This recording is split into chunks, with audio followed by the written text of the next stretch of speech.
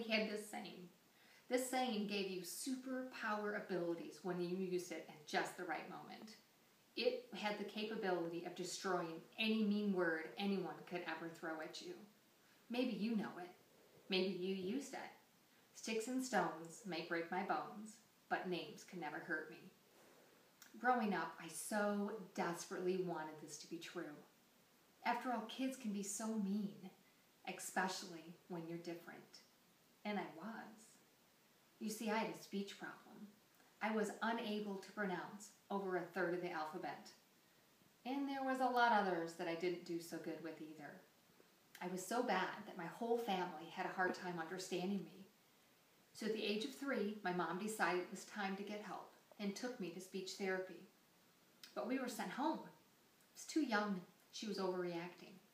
She brought me back at 4, same thing. So at 5, with basically my own spoken language, I began kindergarten. At the end of the first day of kindergarten, as my mom came to pick me up, the teacher pulled her aside and said in this loud voice, "Did you know Katie has a horrible speech problem? No one here can understand a word that she says. What do you think I'm supposed to do with her?" And my 5-year-old heart heard. There was something horribly wrong with me. I was not worth her time, and she didn't want me. But speech therapy did, and I was able to start help at that time. In the 3rd grade, I remember this assignment.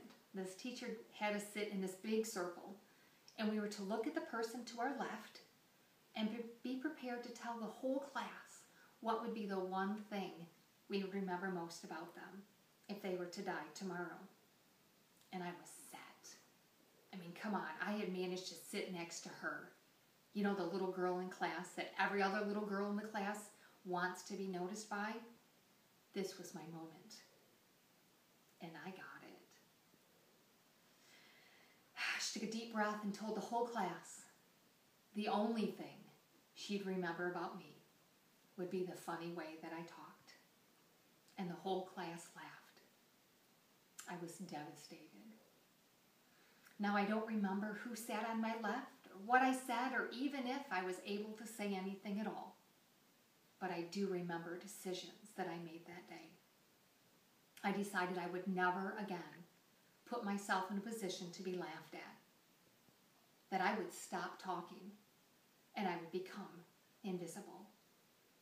That's how I decided to go forward in my life.